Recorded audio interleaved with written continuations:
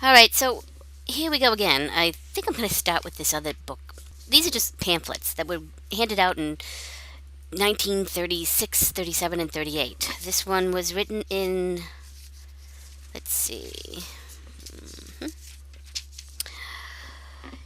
Communism, Its Evils and Its Causes, 1937. All right, so I'll just go right to the liberals. I'm sure my liberal friends will love all this.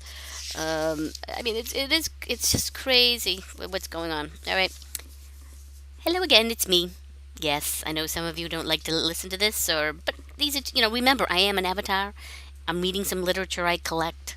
I don't prescribe to it, but I'm reading things that are actually from the 1930s, and it's like it was written today because what I'm seeing today has happened to the people I know very well. Okay, let's start here. Communism, evils and causes. Liberals. I thought I was a liberal, but I guess I'm outdated because the liberals aren't the liberals that I used to know. Liberals. The liberals and all generally who wish to be considered broad minded have done and are doing much to promote communism. For generations, they have been breaking down sanctions. They have thought of themselves as belonging to a smart set whose duty is, they don't even know it, I bet, whose duty it was to stand with the atheists and agnostics, whatever you want to call them. People have the right to not believe in God, whatever, but this is all relative in a way. In the so called learned and scientific world, okay, they have thought of themselves as belonging to a smart set whose duty it was to stand with the atheists and agnostics in the so called learned and scientific world. You can replace some of the words with, the new terms that we have today. If I say atheist or agnostics, forgive me for that, but this is what it says. These liberals seem to have no convictions and no guiding principles. They are in great numbers superficial opportunists. We saw the curse of liberalism before the World War. Certainly, liberalism gained nothing in that titanic struggle. Out of the World War came fascism and a better organized communism. But liberalism seems to have learned nothing from the World War. Liberalism or broad mindedness stands for nothing today. Either it is fooled by communism or it has not the courage to oppose it. In vague and unconvincing language, it says that communism will gradually evolve into a democratic institution, that it is important that all unite in a popular front to oppose the tyranny of fascism, which it insists is the greatest menace to America and to all nations. Growing communism in America is making cat's paws of the liberal and broad minded people. Yeah, cat's paws, meow. It pretends to be their friend and to cooperate with them.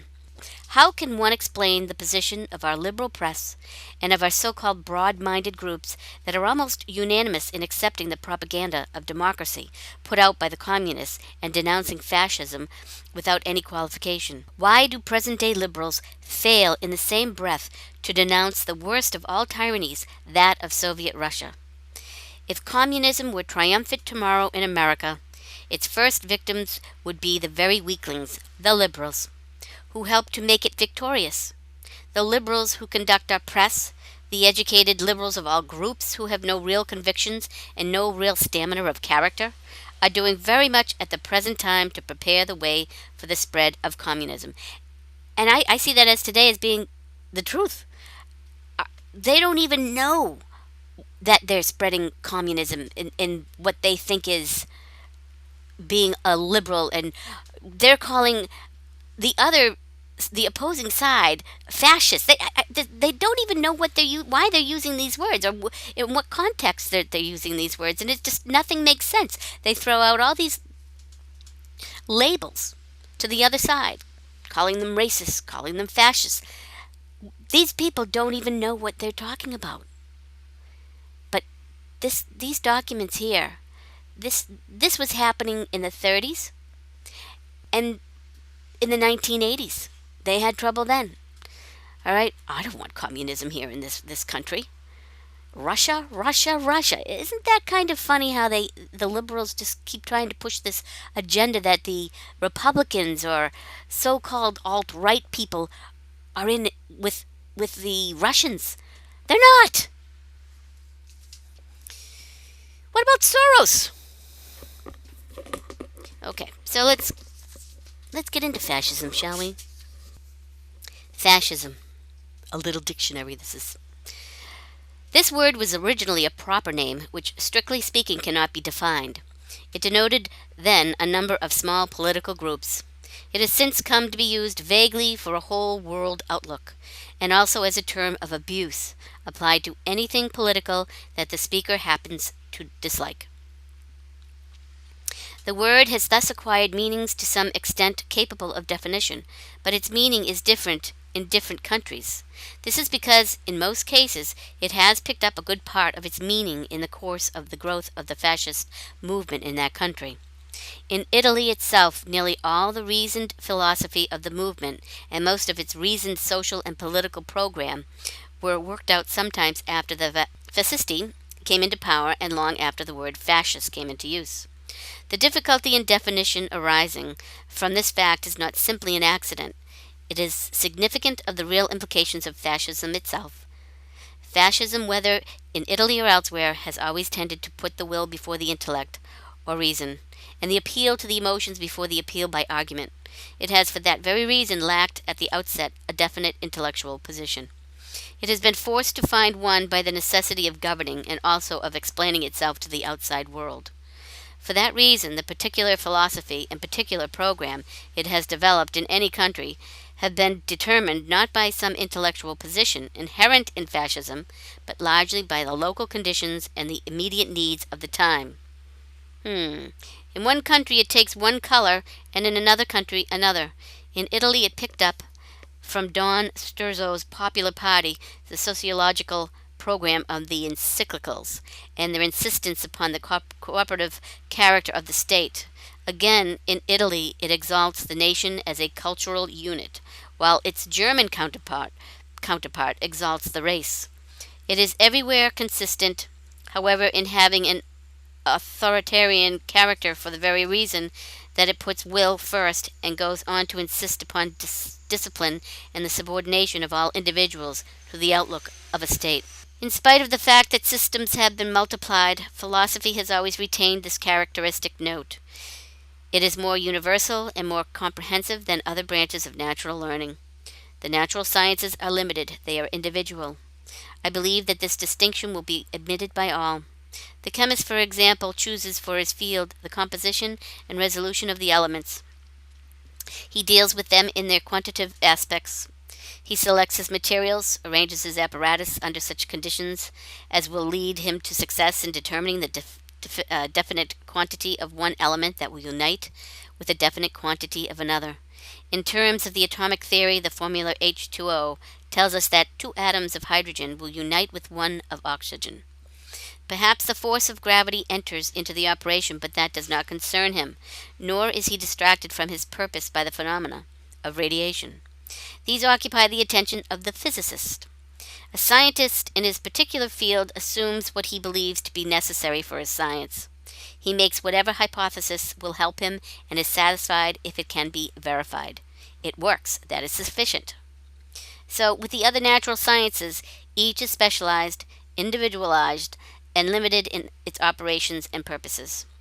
Philosophy, on the other hand, is universal because it seeks first principles and more remote causes.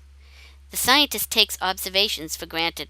The philosopher examines the meaning and the value of the observation. Science assumes that it can know something about nature. The philosopher asks, what is knowledge and how is it obtained? The scientist accepts as a starting point the existence of the world. The philosopher looks to the origin of the universe and the purpose of its existence. These notions, while incomplete, will show a broad distinction between the outlook and procedure of the scientist and the philosopher. Philosophy is not one among the sciences with its own scheme of abstractions, which it works away at perfecting and improving. It is the survey of the sciences with the special objects of their harmony and their completion. It brings to this task not only the evidence of the separate sciences, but also its own appeal to concrete evidence. It confronts the sciences with concrete facts.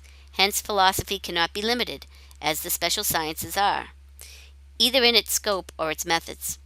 for it consists in examining what is supposedly ultimate criticism by the means of first principles of reason, which are in their turn subjected to an analysis, and so establishing what must be and what follows from the admission of these ultimates.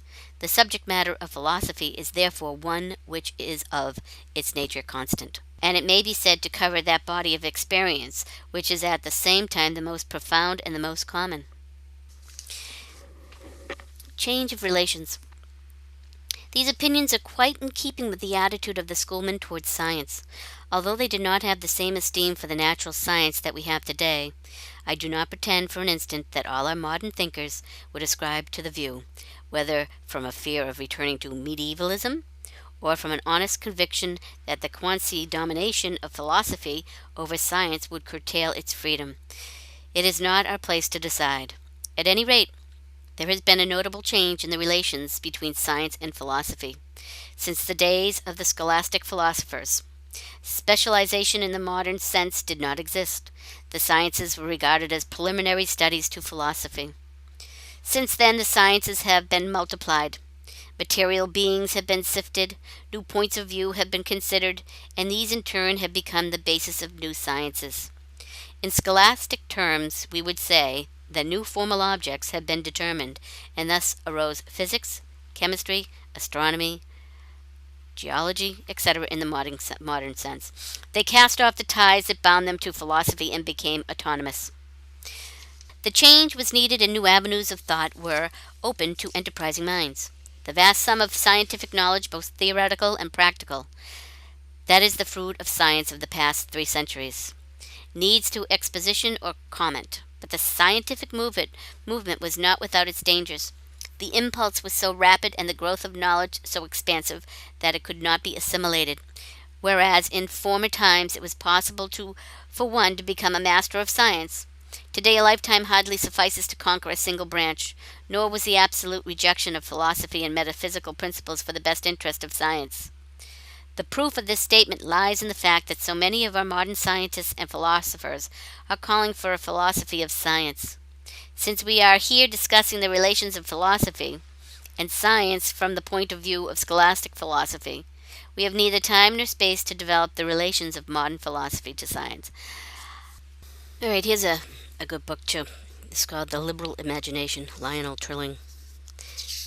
This is from Eleanor Derby from Radcliffe College. She had this in 1954. The Liberal Imagination. All right. Essays on Literature and Society by one of America's leading critics. It has for some time seemed to me that a criticism which has at heart the interest of liberalism might find it most useful work, not in confirming liberalism in its sense of general righteousness, but rather in putting under some degree of pressure the liberal ideas and assumptions of the present time. Everything's the present time, but everything seems to be now. My present time. The job of criticism would seem to be to recall liberalism to its first essential imagination of variousness and possibility, which implies the awareness of complexity and difficulty. To the carrying out of the job of criticizing the liberal imagination, literature has a unique relevance, not merely because so much of modern literature has explicitly directed itself upon politics, but more importantly because literature is the human activity that makes the fullest and the most precise account of variousness, possibility, complexity, and difficulty.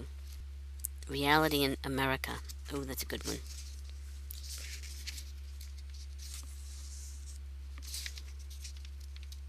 You know, sometimes people don't have the time to read books. I do right now. Reality in America. It is possible to say of V.L. Parrington that with his main currents in the American thought he has had an influence on our conception of American culture, which is not equaled by that of any other writer of the last 2 decades.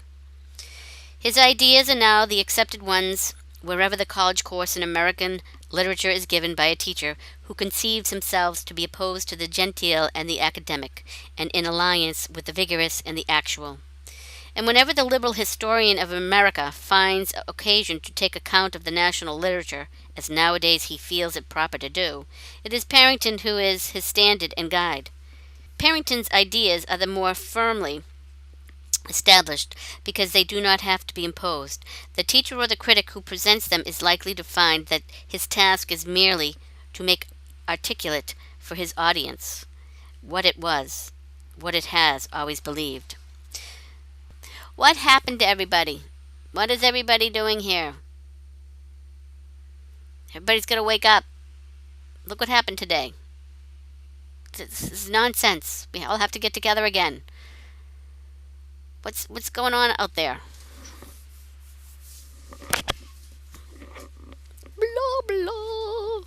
Maybe I should just become a singer or a hermit. Dig a hole, flop myself in it. I bet a lot of people would like that because it's just absolutely out of control out there. We had some person, some man, 66 years old, a Bernie supporter, who was so fed up with politics he went to the extreme, deranged ideas, fulfilled them, followed them through, thought these up, possibly provoked by somebody out there that was telling him their feelings, their ideas, and what they would like to do, and how they can't stand this one or that one. This man had had enough, and he was that deranged to follow through with an act that was inconceivable. He tried to murder.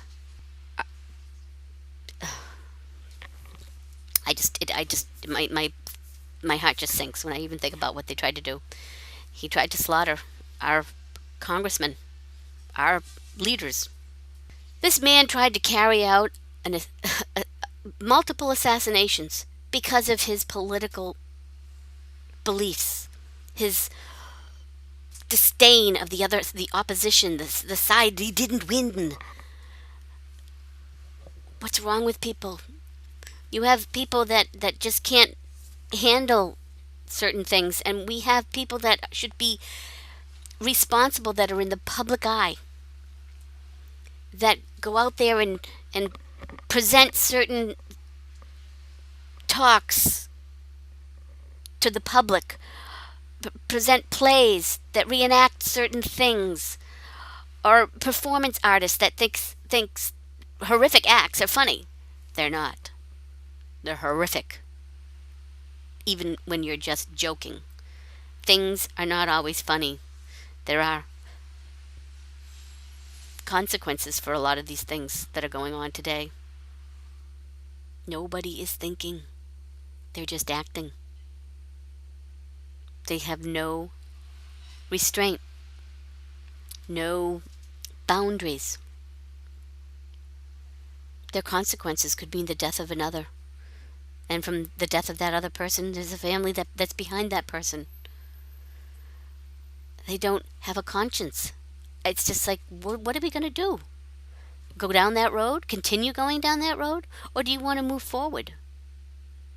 People who are in the industry in Hollywood, in the theater in New York, or, you think a comedian that's out there doing something that's trying to, make fun of someone that they don't like, but you're provoking violence. You've got people that are in your audience, people that follow you, that are deranged inside, in their minds, that will carry out what your thoughts, your thinking that you think is funny. They're going to follow through something like that. You have a moral obligation, a responsibility to know this when you go out and present material like that. There's a consequence. Someone is going to follow through with an act that you thought was performance, entertainment. You've got to really think before you do things like this.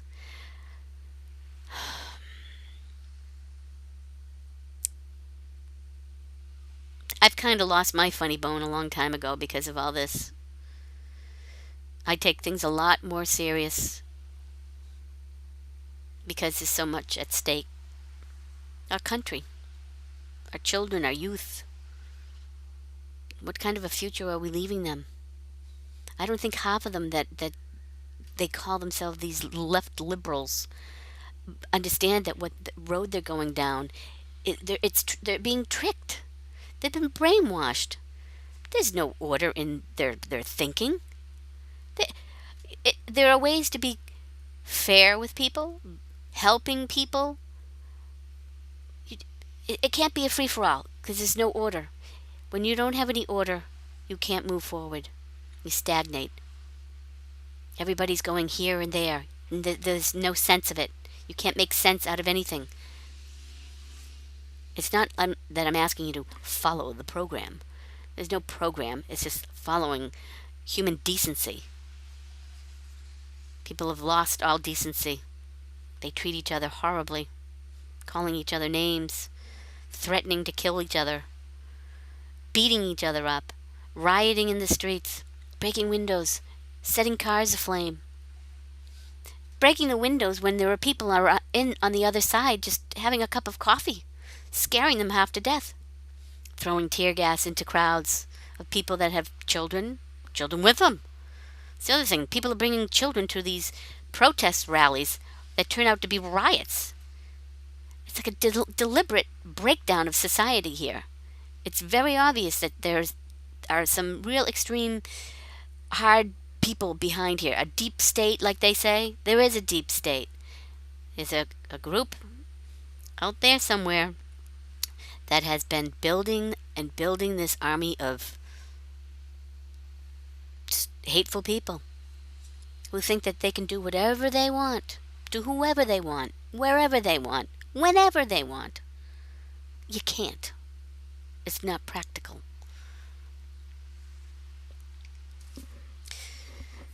I don't have to lecture people because I'm not perfect, but I'm not going around rioting, tearing up the community, burning it down.